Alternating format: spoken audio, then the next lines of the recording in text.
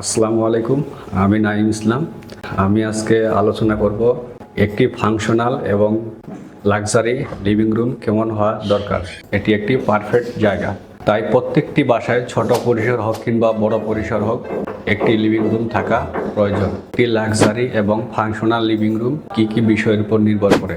Furniture placement অনেকটা নির্ভর করে রুমের আকার আকৃতির ওপর। যেহেতু আমরা দীর্ঘ সময় লিভিং রুমে বসে কাটাবো, সেক্ষেত্রে বসার জায়গাটা আরামদায়ক হচ্ছে কিনা এটি মাথায় রাখতে হবে। অবশ্যই সোফার উচ্চতা 18 ইঞ্চি থাকতে হবে।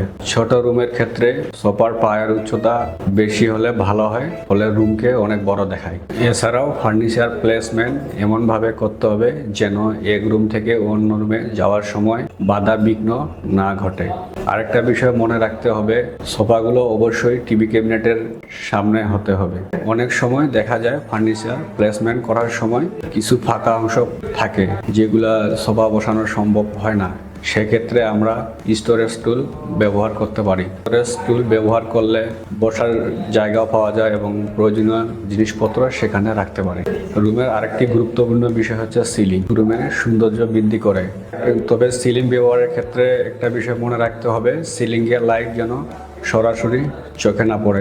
লিভিং রুমে সাধারণত 3 ধরনের লাইটিং ব্যবহার করা হয়। এগুলোর মধ্যে track light, area light, mood light. এই লাইটগুলো ব্যবহার করলে লিভিং রুমের সৌন্দর্য দ্বিগুণ হয়ে যায়। লিভিং রুমে আরেকটি গুরুত্বপূর্ণ বিষয় হচ্ছে সুইচ বোর্ড। সুইচ বোর্ড অবশ্যই প্রধান প্রবেশদ্বারের পাশে থাকতে হবে। এছাড়াও টিভি ক্যাবিনেটের পাশে অতিরিক্ত পাওয়ার সকেট রাখতে হবে। রং নির্বাচন একটি গুরুত্বপূর্ণ বিষয়। যেহেতু লিভিং রুমে আমরা দীর্ঘক্ষণ কাটাবো, সেক্ষেত্রে 3টি বিষয় আমাদের মনে রাখতে হবে। 60% বলতে প্রভাবশালী রঙকে বোঝানো হয়েছে। প্রভাবশালী রঙগুলো লিভিং রুমের যে মেইন জায়গাগুলো, যেমন ওয়াল, টাইলস, সিলিং, এগুলোতে ব্যবহার করা হয়। 30% হচ্ছে সেকেন্ডারি রং। আসবাবপত্র, পর্দা, এগুলোতে সেকেন্ডারি রং ব্যবহার করলে ভালো হয়। সেকেন্ডারি রং মূলত প্রভাবশালী রঙের থেকে একটু গাঢ় হয়। 10% বলতে অ্যাকসেন্ট রঙকে বোঝানো হয়েছে।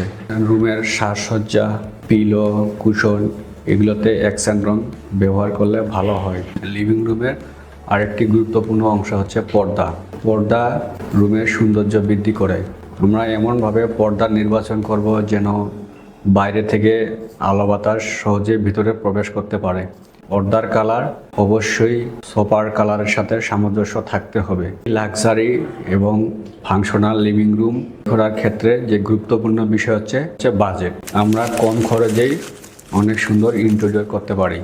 শুধু কালার, ওয়াল বিট, ওয়াল পেইন্ট দিয়ে কম খরচেই আমরা রুমকে অনেক সুন্দরভাবে ইন্টেরিয়র করতে পারি। একটি লাক্সারি এবং ফাংশনাল লিভিং রুম তৈরি করার জন্য অবশ্যই দক্ষ আর্কিটেক্টের পরামর্শ নেবেন। আরও বিস্তারিত জানতে স্ক্রিনে দেওয়া নাম্বারে যোগাযোগ করবেন। ধন্যবাদ।